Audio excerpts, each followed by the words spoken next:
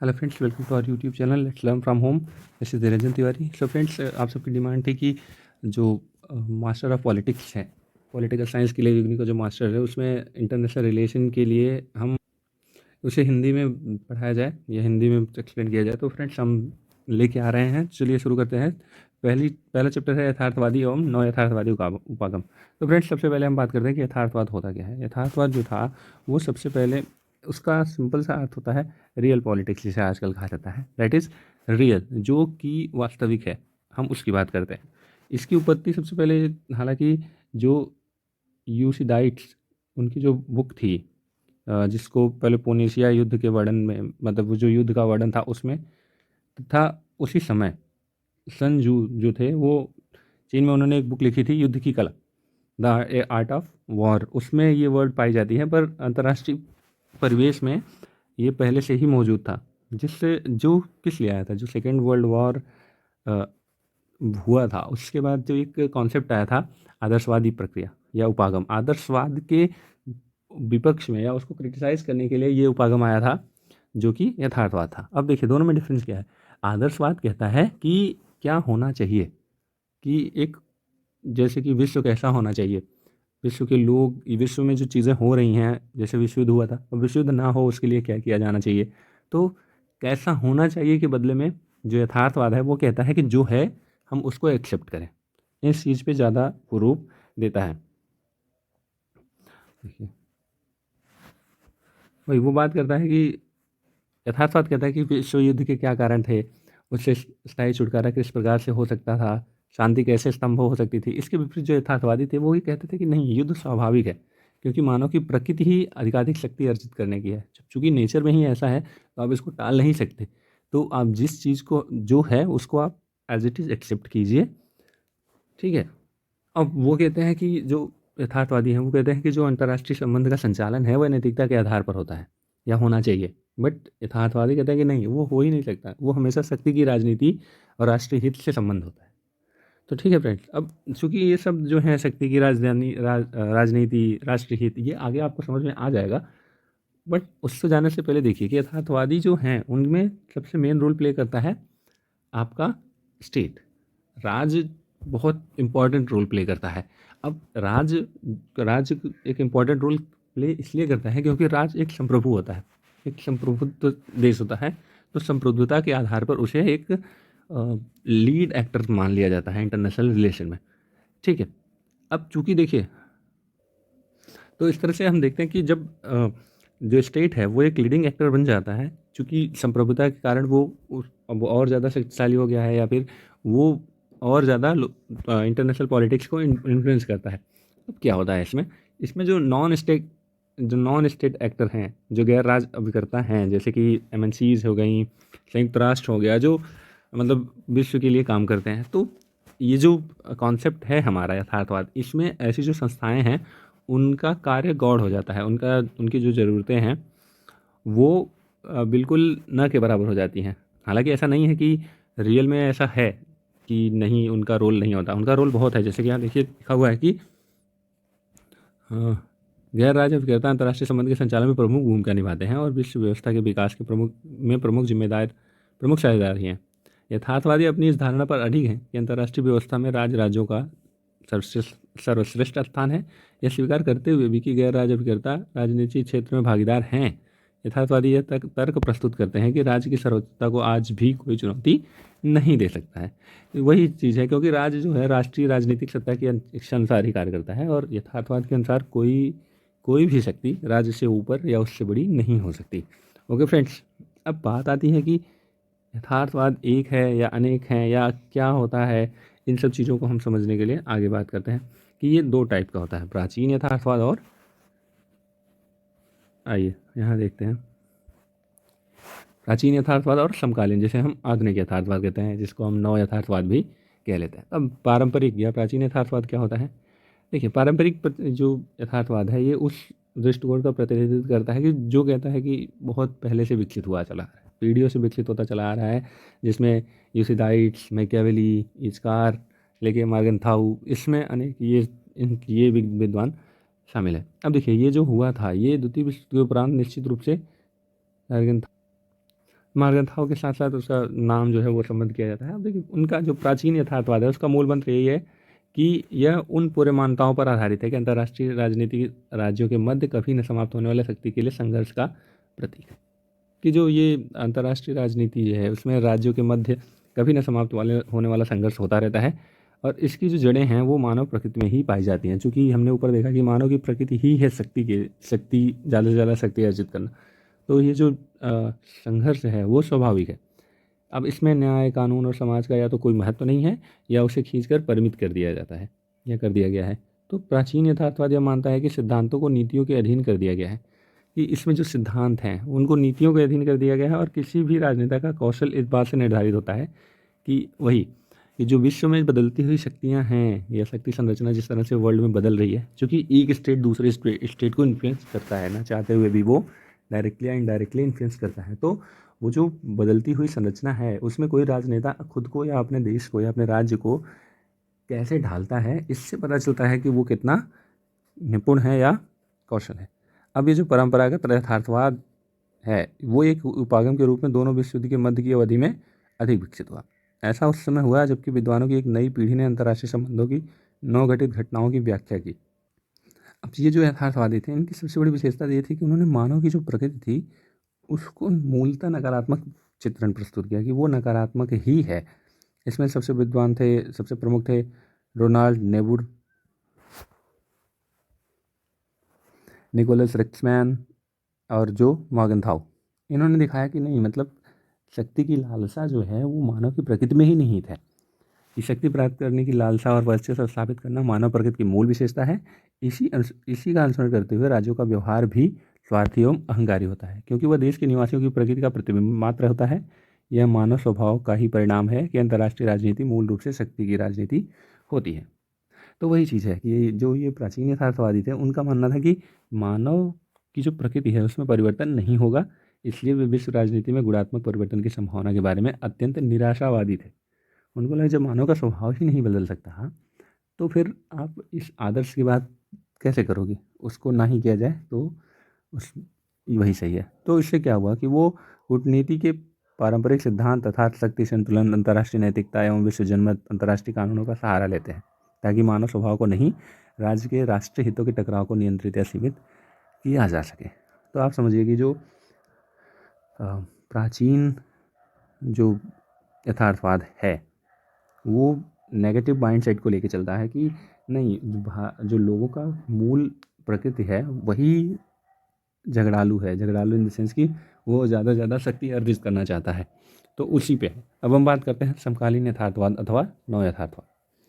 तो नव यथार्थवाद, आधुनिक यथार्थवाद, समकालीन यथार्थवाद या फिर संरचनात्मक यथार्थवाद भी कहा जाता है। इसका उदय 1980 के दशक में केनेथ वॉल्ज के प्रभाव में हुआ।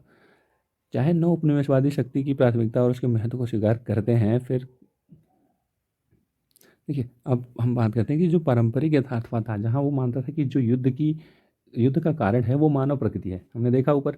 लेकिन नव यथार्थवादी कहते हैं कि नहीं, ये मानव प्रकृति के कारण नहीं है, ये जो विश्व की जो व्यवस्था है, अंतर्राष्ट्रीय व्यवस्था जो है उसमें जो अराजकता है, जो संरचना गड़बड़ है, उसके कारण ऐसा हुआ है, ना कि मनुष्य की प्रकृति के कारण।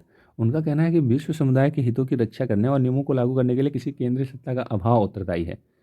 अन्य शब्दों में अगर हम कहें तो वो कहते हैं कि मानव स्वभाव नहीं बल्कि अराजक व्यवस्था के कारण भय, शंका, द्वेष अंतर्राष्ट्रीय व्यवस्था में असुरक्षा जन्म लेता है। तो अगर एक सिंपल से पॉइंट में देखा जाए तो नव यथार्थवाद यही कहता है कि नहीं नहीं, जो मनुष्य की प्रकृति की बात कर रही थी, जो पारंपरिक यथार्थवाद कर रहा था कि युद्ध अगर हो रहा है या कोई प्रॉब्लम है अंतर्राष्ट्रीय संबंध में या अंतर्राष्ट्रीय परिवेश में, तो उसका कारण मनुष्य की प्रकृति है। लेकिन ये कहते हैं कि नहीं, मनुष्य की प्रकृति जिम्मेदार नहीं है, बल्कि अंतर्राष्ट्रीय व्यवस्था में जो अराजकता का माहौल है, जो सिस्टम ही गड़बड़ है, उसके कारण ऐसा हो रहा है। चूँकि ये सेकेंड वर्ल्ड वॉर के समय और फर्स्ट वर्ल्ड वॉर के बीच की बात हो रही है, तो वहाँ पे ये दिखाने की कोशिश की जा रही है कि चूँकि ऐसा कोई स्टेक होल्डर नहीं है या ऐसी कोई व्यवस्था नहीं है जो पूरे विश्व को एक साथ लेके चल सके, जिसकी कमी की वजह से ये सारी जो कॉन्फ्लिक्ट हैं वो हो रहे हैं। ठीक है, मैं कह रहा कि नव यथार्थवादियों का कहना है कि चाहे विश्व राज्यों के पारस्परिक संबंध कितने भी महत्वपूर्ण क्यों न हो, उसमें कभी न कभी मतभेद, संघर्ष या उत्पन्न हो ही जाता है। इस प्रकार के संरचनात्मक या नव यथार्थवाद को प्रायः केनेथ वाइल्ड की पुस्तक थ्योरी ऑफ इंटरनेशनल पॉलिटिक्स के साथ जोड़ा जाता है। तो हम देखते हैं यहाँ वही सिंपल सी चीज़ वही है कि यहाँ ये बात करते हैं कि अंतर्राष्ट्रीय व्यवस्था की राज्यों के व्यवहार पर प्रत्यक्ष प्रभाव पड़ता है। उनके अनुसार अराजकता के कारण युद्ध को समाप्त करने के लिए सहयोग पर आधारित समझौता असंभव हो जाता है। कि अराजकता ऐसी है कि युद्ध को समाप्त करने के लिए सहयोग करने के लिए कोई चीज़ होती ही नहीं है। तो ऐसा इसलिए होता है क्योंकि जो संप्रभु हैं, जो राज्य हैं, उनके ऊपर या उससे बड़ी कोई ऐसी संस्था है ही नहीं जो इनके मध्य शांति करवा सके। तो इसी स्थिति को, अब चूंकि शांति कराने वाला कोई नहीं है, तो इसी स्थिति को प्रायः युद्ध की स्थिति मान लिया जाता है। अब युद्ध की स्थिति की जब बात करते हैं यथार्थवादी, तो वो ये नहीं कहते कि नहीं हमेशा युद्ध ही होता रहता है, पर वो इस बात से भी नकारते नहीं हैं कि परिस्थिति ऐसी बनी होती है कि वो कभी भी युद्ध हो सकता है। यहाँ देखिए लिखा हुआ है कि इस बात की संभावना बराबर रहती है कि कोई भी राज्य कभी भी युद्ध का सहारा ले सकता है। मतलब यही है कि माहौल ऐसा बना हुआ है, अराजकता ऐसी फैली हुई है कि चूंकि अंतर्राष्ट्रीय संस्था है नहीं जो लोगों को कंट्रोल कर सके, तो कहीं ना कहीं एक दूसरे से भय द्वेष ये बना रहता है। एक राज्य का दूसरे राज्य से अपने शक्ति का विस्तार, इस कारण से वो युद्ध की स्थिति बनी होती है। अब यहाँ करते हैं कि नव यथार्थवाद का एक तीसरा पक्ष भी है जिसको हम सुरक्षा अध्ययन करते हैं। हालांकि ये नेक्स्ट चैप्टर में आप अच्छे से पढ़ेंगे, तो इसमें भी दो टाइप के हो जाते हैं कि एक होता है कि आक्रामक नव यथार्थवाद और रक्षात्मक यथार्थवाद। तो जो आक्रामक नव यथार्थवाद है वो रिलेटिव पावर, रिलेटिव जो सापेक्षिक शक्ति होती है उस पर बल देता है। वहीं दूसरी ओर रक्षात्मक यथार्थवाद उदारवाद की एक शाखा नव उदारवादी संस्थागत के साथ भ्रमित हो जाती है। अब देखिए इसकी चर्चा हम नेक्स्ट उसमें करेंगे, लेकिन यहाँ एक बार थोड़ा सा बताया गया है कि पारंपरिक यथार्थवादियों की तरह जो आक्रामक नव यथार्थवाद है उसका कहना है कि अंतर्राष्ट्रीय व्यवस्था में संघर्ष अनिवार्य है।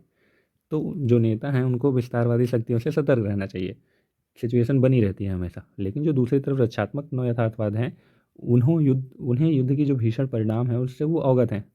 वो ये कहता है कि नहीं, आपको हमेशा युद्ध जो है वो सदा ही समाज के लिए खराब होता है और तर्कहीन जो वर्ग होती हैं उनकी गतिविधियों की सोच का परिणाम होता है, जिससे कि समाज में समस्या उत्पन्न होती है। तो वो कहता है कि यह शक्तियाँ सदा बल प्रयोग के लिए तैयार रहती हैं, जिसके कारण संसार में शस्त्रार्थों के बिना सह अस्तित्व असंभव है। साथ ही वे यह भी स्वीकार करते हैं कि सहयोग संभव तो है, परंतु यह सहयोग केवल मित्र देशों के साथ ही संभव होता है। ठीक है फ्रेंड, चलिए अब हम बात करते हैं कि अंतर्राष्ट्रीय जो यथार्थवाद की प्रमुख धारणाएं कौन कौन सी हैं। तो सबसे प्रमुख धारणा होती है राष्ट्रीय हित। चूंकि अंतर्राष्ट्रीय व्यवहार की व्याख्या और समीक्षा करने में यथार्थवादी विचारक राष्ट्रीय हित की अवधारणा को सबसे महत्वपूर्ण मानते हैं। इस अवधारणा में चाहे कुछ अस्पष्टता अनेकार्थ अवश्य है। मतलब अब आप राष्ट्रीय हित को किसी भी तरह से ले सकते हो, इसका क्या मतलब है, इसके क्या क्या तर्क वितर्क हो सकते हैं। इन सब के अलावा अंतर्राष्ट्रीय राजनीति का मूल मंत्र ही राष्ट्रीय हित है। विदेश नीति के उद्देश्य के रूप में राष्ट्रीय हित ही राज्यों के सभी निर्णयों का आधार होता है। इस संबंध में लगभग सभी यथार्थवादी एकमत है। तो पर समस्या तब उत्पन्न होती है जबकि राष्ट्रीय हित के संबंध में कुछ मूल अवधारणात्मक प्रश्न पूछे जाते हैं। जैसे क्या राष्ट्रीय हित की कोई सामान्य परिभाषा हो सकती है? क्या समय और स्थान के साथ राष्ट्रीय हित परिवर्तित होते रहते हैं? यह कौन तय करता है कि किस समय विशेष पर किसी देश का राष्ट्रीय हित क्या है? क्योंकि प्रॉब्लम यही होती है ना, जब सब अपने राष्ट्रीय हित की बात करते हैं तभी तो कॉन्फ्लिक्ट उत्पन्न होता है। ठीक है, तो हम वही बात कर रहे थे कि राष्ट्रीय हित को आप कैसे डिफाइन करोगे कि क्या राष्ट्रीय हित है। जैसे अब एग्जाम्पल भी कुछ दिया गया है कि नेपोलियन जो था उसने रूस पर आक्रमण कर दिया। उन्होंने यही दावा किया था कि ऐसा करना फ्रांस के राष्ट्रीय हित में है। और जो वाटरलू की जो लड़ाई हुई थी जिसमें वो हार गए थे, उसमें भी उन्होंने यही दावा किया था कि ये फ्रांस के लिए ज़रूरी था। इसी तरह हिटलर ने जो भी किया वो यही दिखाने की कोशिश की कि इसमें जर्मनी के राष्ट्रीय हित की दुहाई दे रहा था। तो ये डिफाइन कौन करेगा कि क्या राष्ट्रीय हित है और क्या सही है? तो इसमें सबसे पहले जो मार्गदर्ताओं थे उनका यह स्पष्ट मत था कि विदेश नीति और कूटनीतिक राजनीति का मंतव्य केवल राष्ट्रीय हित होना चाहिए, इसमें विचारधारा का कोई स्थान नहीं होता। यदि राष्ट्रीय हित को राज्य की शक्ति की प्राप्ति के प्रयास के समानांतर मानता है, उसके अनुसार शक्ति का अर्थ है कि एक राज्य का दूसरे राज्य पर नियंत्रण करना और उसे बनाए रखना। उनका यह भी कहना था कि राज्य के मध्य शक्ति आधारित संबंध बल प्रयोग तथा सहयोग दोनों के माध्यम से संचालित होते हैं। ओके फ्रेंड्स, और वहीं उससे आगे वो कहते हैं कि राष्ट्रीय हित की जो अवधारणा है वो राष्ट्रीय उत्तरजीविता के प्रश्न के साथ जुड़ी हुई है। मार्गन्थाउ कहते हैं कि किसी भी राष्ट्र राज्य की न्यूनतम आवश्यकता यह है कि वह अन्य राष्ट्र राज्य को संभावित अतिक्रमण है उससे अपने प्राकृतिक, राजनीतिक और सांस्कृतिक पहचान की रक्षा करे। चूँकि जब आप रक्षा करने के लिए के मूड में होते हो, आपका एकमात्र कर्तव्य ये बता रहे हैं, तो अब उससे क्या होता है, उसके लिए क्या करोगे आप? उसके लिए जो सहयोगी और प्रतिस्पर्धी हैं, उनकी नीतियाँ, जैसे कि शस्त्रार्थ को, जैसे मतलब अपने अस्त्र शस्त्र को बढ़ावा देना, सेना को बना के रखना, शक्ति संतुलन, विदेशी सहायता संबंधी संधियाँ, ये सारी चीज़ें आप करने लगते हो। अब राष्ट्रीय हित की अवधारणा की यथार्थवादी समस्याओं से मुक्त नहीं है। आलोचकों के अनुसार इसकी अस्पष्ट परिभाषा दी गई है। उनका कहना है कि ये अस्पष्ट परिभाषा है, इसमें बहुत कुछ क्लियर नहीं है कि राष्ट्रीय हित क्या है और इसको सर्वोपरि कैसे रखा जा सकता है। तो अब ये जो अभिवृद्धि हो रही है कि ये जो राष्ट्रीय हित है, अब वो कहना है कि इसके एक बहुत क्लियर चीज़ ये निकल के आ रही है कि राष्ट्रीय हित का मतलब ये है कि जो कमज़ोर राज्य हैं या जो अपने आप से अपनी रक्षा खुद नहीं कर पाते हैं, आप उन पे क्या कह सकते हो कि अत्याचार करने की क्या खुली छूट दे दी जाती है। परिणाम यह है कि राष्ट्रीय हित को सामान्यतः विधिवत परिभाषित करने की अपेक्षा केवल सत्य मान लिया जाता है। उदाहरण के लिए, यह स्पष्ट है कि राष्ट्रीय हित को देश की नीति की आवश्यकता का आधार मान लिया जाता है, ताकि कोई भी यह तर्क न दे सके कि राष्ट्र को राष्ट्रीय हित के विरुद्ध कार्य करना चाहिए। परंतु प्रश्न यह है कि राष्ट्रीय हित है क्या? तो यही सारी चीज़ है कि राष्ट्रीय हित ही हर चीज़ होता है। कोई भी शासक जो होता है वो कोई भी काम ऐसा कर जाता है जो नहीं करना चाहिए और दुहाई ये दे देता है कि राष्ट्रीय हित में वो ऐसा कर रहा है। तो यथार्थवाद का पहला वो है कि राष्ट्रीय हित अवधारणा। अब दूसरा है राष्ट्रीय शक्ति। शक्ति की अवधारणा को के निश्चित अर्थ के विषय में विद्वानों ने एक आम सहमति नहीं है। फिर भी जो सुसीडाइज थे उस समय से लेकर आज तक राष्ट्रीय हित की अवधारणा की पहचान राजनीतिक क्रिया के रूप में की गई है। उदाहरण के लिए मार्गन्थाउ राजनीति को शक्ति के संघर्ष मात्र मानते हैं। मार्गन्थाउ के अनुसार शक्ति दो राजनीतिक इकाइयों के मध्य संबंध का प्रतीक है। उनका अभिप्राय यह है कि राज्य ए के पास राज्य बी के मस्तिष्क और उसके क्रियाकलापों पर नियंत्रण करने की क्षमता होती है। अर्थात शक्ति एक व्यक्ति की वह सामर्थ्य है जिसके द्वारा वह अन्य व्यक्तियों के मस्तिष्क एवं कार्यों पर नियंत्रण करता है। ये मार्गन्थाउ ने ही लिखा है, उन्हीं का शब्द है कि man's control over the mind and actions of other man's, कि और कैसे कंट्रोल करता है? शक्ति के द्वारा ही। तो अब जो यथार्थवादी थे उन्होंने शक्ति की अवधारणा के संबंध में दो महत्वपूर्ण तर्क दिए हैं। उनका पहला तर्क है कि शक्ति जो है वो तर्कसंगत अवधारणा है, क्योंकि इसका प्रयोग शून्य स्थान में नहीं बल्कि इकाई के रूप में होता है। दूसरा, उन्होंने ये कहा कि शक्ति जो है वो रिलेटिव कॉन्सेप्ट होती है। अब इसका अर्थ यह हुआ है कि अंतर्राष्ट्रीय व्यवस्था में इतना पर्याप्त नहीं होता। रिलेटिव कॉन्सेप्ट का मतलब होता है कि एक तरफा नहीं होता, सिर्फ इस बात पे नहीं होता कि राज्य केवल अपनी सामर्थ्य का अनुमान लगा ले। वो इस बात पर भी निर्भर करता है कि दूसरे राज्य की शक्ति का अनुमान कैसे लगाया जाए। पर प्रॉब्लम यही है कि जब दूसरे राज्य की शक्ति का अनुमान लगाते हैं, वो एक बहुत बड़ी चुनौती है। अब कैसे लगाते हैं? वो ये देख लेते हैं कि उनकी सैन्य क्षमता कितनी है, टैंक कितनी है, जहाज़ें कितने हैं, मिसाइल्स कितने हैं, सैनिक कितने हैं, वो उसकी संख्या पर डिसाइड कर लेते हैं, जो कि एक बहुत बड़ी भूल होती है। इससे सामने वाले की शक्ति का सामर्थ्य का पता नहीं चलता। उससे बस ये पता चलता है कि ये एक क्या कह सकते हो कि अपनी शक्ति को, अपने राज्य की शक्ति को बढ़ाने का एक प्रेरक का काम करती है कि अच्छा उनके यहाँ 2000 टैंक हैं तो हमारे यहाँ उससे ज़्यादा होने चाहिए। इससे आप उनकी शक्ति का अंदाज़ा नहीं लगा रहे हो, इससे आप अपनी शक्ति को बढ़ाने के लिए एक प्रेरक का काम करता है, ताकि वो उन दूसरे राज्यों से वो सब कुछ करवा सके जो वो स्वेच्छा से नहीं करना चाहते या जो ये करवाना चाहता है, जो इसके फेवर में है। तो यही राष्ट्रीय शक्ति की बात आ रही है।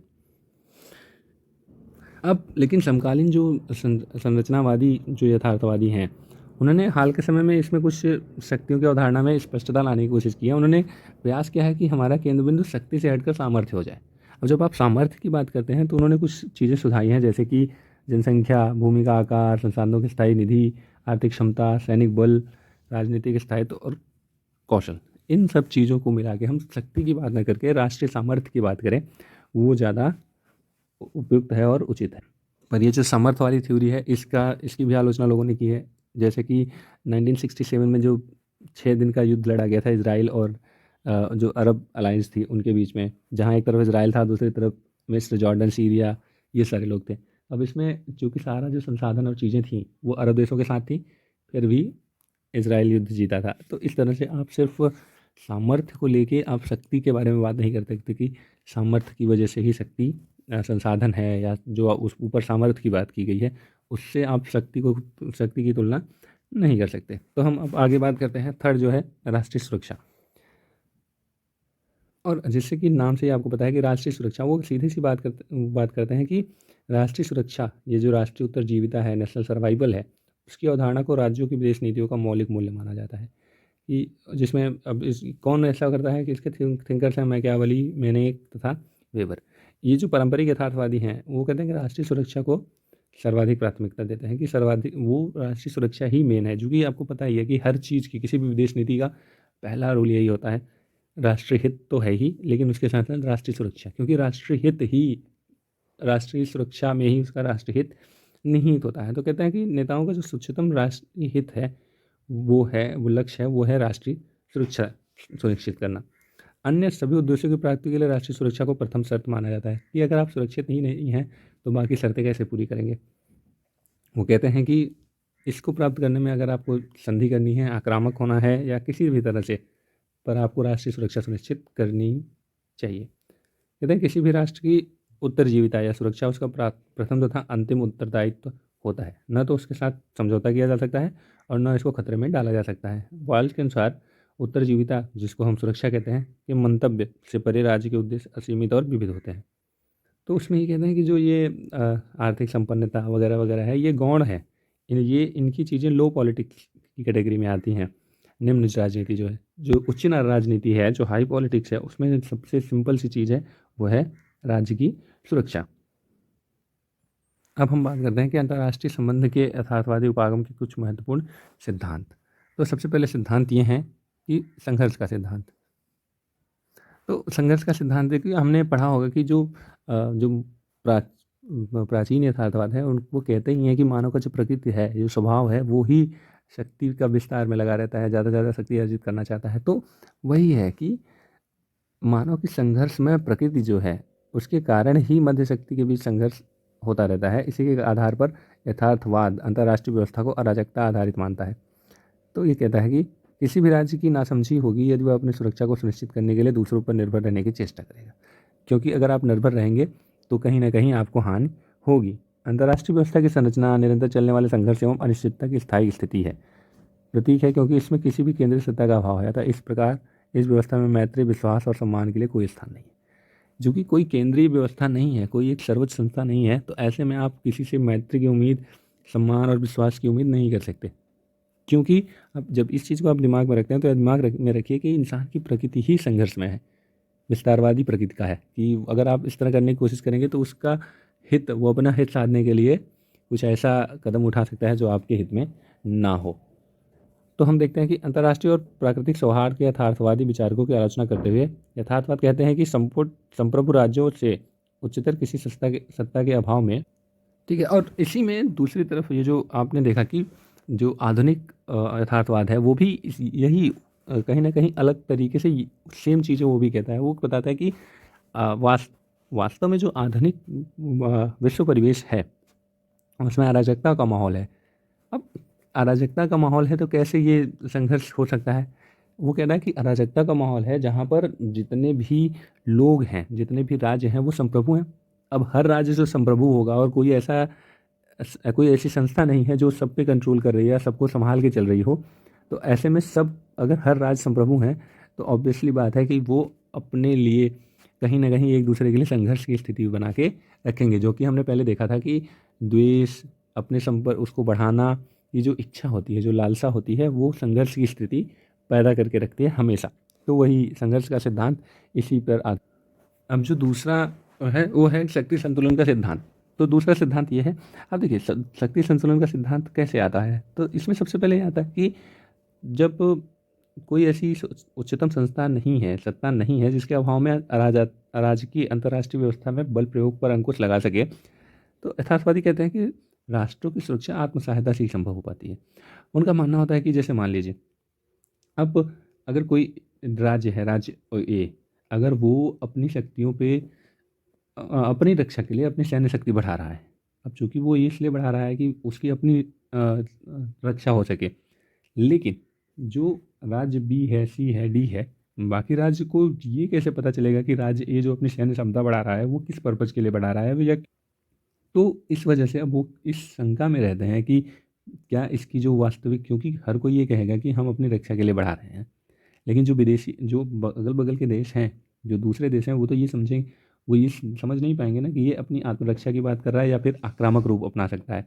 अब चूंकि अगर वो आक्रामक रूप अपनाएगा तो उससे बचने के लिए हमें भी कुछ उपाय करके रखने चाहिए, हम उसके भरोसे तो बैठ नहीं सकते। तो इसलिए वो क्या करेंगे, इसका जवाब वो भी अपनी सैन्य शक्ति बढ़ा के देंगे। अब चूंकि जब आप सैन्य शक्ति अपनी बढ़ा रहे हैं, सामने वाला भी बढ़ा रहा है, तो कहीं ना कहीं जो आप आत्मरक्षा की बात कर रहे हैं उससे हट के आप खुद ही एक आक्रामक रूप अपना के एक ऐसी व्यवस्था उत्पन्न कर रहे हैं जहाँ पे सभी असुरक्षित हैं।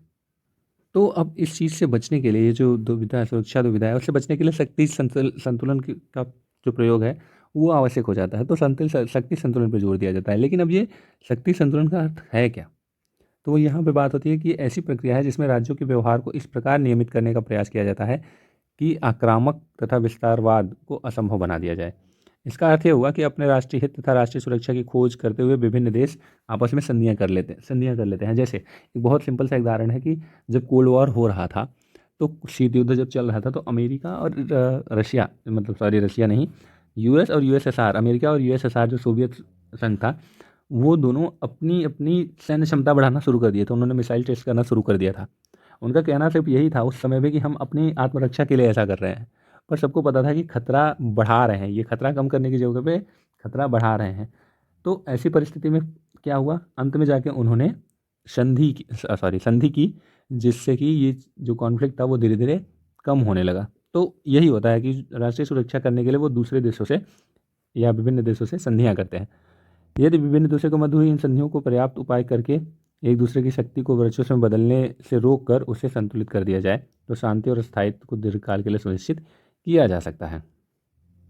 पर यहाँ समस्या यह है कि बदलती हुई जो वैश्विक परिस्थिति है या परिवेश है, उसमें आप ये बिल्कुल भविष्यवाणी नहीं कर सकते कि ये जो शक्ति संतुलन है, जो संधियाँ हैं, वो कब तक चलेंगी या कैसे चलेंगी। तो समस्या यही है कि यहाँ सब ये मान के चलते हैं कि जो ये शक्ति संतुलन है, स्थायी व्यवस्था नहीं है।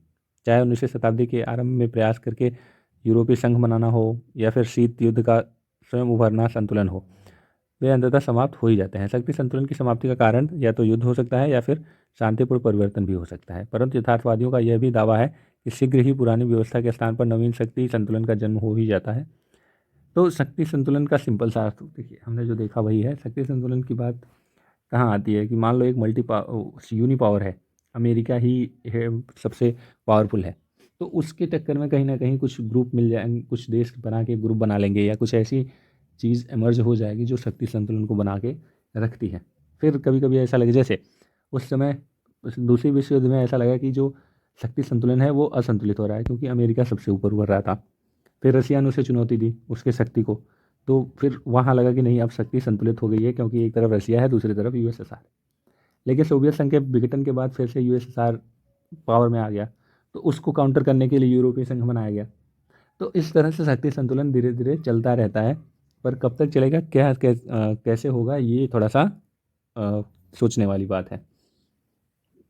अब लास्ट है अवरोध का सिद्धांत। तो ये जो अवरोध का सिद्धांत है, इसको हम शक्ति संतुलन का ही एक दूसरा नाम देते हैं। चूँकि आजकल का ये परमाणु युग है, तो इसको परमाणु कूटनीति भी कहा जाता है, और इसकी उत्पत्ति वो शीत युद्ध के कूटनीति में हुई थी। शीत युद्ध की जो कूटनीतिक शब्द थी, उसका अभिप्राय कुछ विशेष पक्षों से है, जिसका विकास द्वितीय विश्व युद्ध के उपरांत हुआ। तो देखिए, अवरोध का सिद्धांत की अगर हम सिंपल सी बात करें, अवरोध करना मतलब रोकने की स्थिति है। तो चूंकि जो द्वितीय विश्व युद्ध के बाद जब ये शीत युद्ध की स्थिति पैदा हुई थी, तो शीत युद्ध में हमने देखा था कि दो ग्रुप बन गए थे, गुट ए गुट बी, या जो यूएसएसआर का ग्रुप था और यूएस का ग्रुप था। तो विश्व के बहुत सारे देश इन दोनों गुटों में जा रहे थे और एक दूसरे के खिलाफ खड़े हो गए थे। चूंकि एक दूसरे के खिलाफ खड़े होना, देखिए यहाँ दो कॉन्सेप्ट बहुत क्लियर करना जरूरी है कि एक दूसरे के खिलाफ वो सिर्फ इसलिए नहीं खड़े हुए थे कि उनको उनसे साथ लड़ाई करनी थी। ये कॉन्सेप्ट तो मेरे हिसाब से बिल्कुल नहीं था। कॉन्सेप्ट ये था कि एक देश दूसरे देश के खिलाफ परमाणु हमला या परमाणु हथियार इस्तेमाल ना करे, उसको रोकने के लिए, उसको और उसमें अवरोध उत्पन्न करने के लिए ये चीज़ें हो रही थी। एक देश दूसरे देश के साथ खड़ा हुआ था, और यही रीज़न था कि बाद में जाके बहुत सारी ऐसी संधियाँ हुई थी, जिसकी वजह से ये जो मिसाइल्स थे उनको डिसइंटीग्रेट किया गया था, उनको ख़त्म किया गया था। तो वही चीज़ है कि परमाणु युद्ध हुआ तो ऐसे संघर्ष होने से संपूर्ण अंतर्राष्ट्रीय व्यवस्था भंग हो सकती है, उसका विनाश हो सकता है। इस पृष्ठभूमि में परमाणु राजनय या कूटनीति अथवा अवरोध के सिद्धांत की उत्पत्ति हुई। इसे शीत युद्ध का सबसे महत्वपूर्ण कूटनीतिक प्रयास माना गया है, बिल्कुल, और ये यही होना चाहिए था। तो अगर हम बिल्कुल एक शॉर्ट में बताएं कि अवरोध का सिद्धांत क्या है, तो अवरोध का सिद्धांत उन्हीं पर लागू होता है जिनके पास परमाणु हथियार हैं। अब चूंकि एक देश के पास परमाणु हथियार हैं, तो इसको रोकने के लिए इस ये उसका गलत उपयोग न करे, दूसरे देश भी अपना परमाणु शक्ति बढ़ाते हैं, और ये इनका परमाणु शक्ति बढ़ना ही इनके परमाणु शक्ति को अवरोध करता है, रोकता है। उसी को हम अवरोध का सिद्धांत कह सकते हैं, ताकि विरोधी जो है, एक देश इसलिए अपनी शक्ति को बढ़ाता है ताकि उसके जो विरोधी देश हैं वो परमाणु शक्ति का प्रयोग ना कर सके। तो वही है कि इनका जो ग्रुप है वो शत्रु ग्रुप पे या शत्रु का जो गुट है उस पर अवरोध का कार्य करता है, उसी को हम कहते हैं अवरोध का सिद्धांत। तो फ्रेंड्स, ये हमारा फर्स्ट चैप्टर कंप्लीट हो गया है, यथार्थवाद और नव यथार्थवाद। आई होप कि आपको समझ में आया है, चूँकि बहुत वीडियो बहुत जल्दी जल्दी बन रहा था, फिर भी थोड़ा लंबा हो गया, पूरा चैप्टर कवर हुआ है। तो प्लीज़ बताइएगा आपको कैसा लगा, अगर कोई प्रॉब्लम है, कुछ कमी है या कैसा है, कुछ आप चाहते हैं कि इसमें बदलाव किया जाए, तो आप प्लीज़ हमें कमेंट करके बता सकते हैं। लाइक शेयर सब्सक्राइब कर लीजिएगा। Thank you so much and keep watching.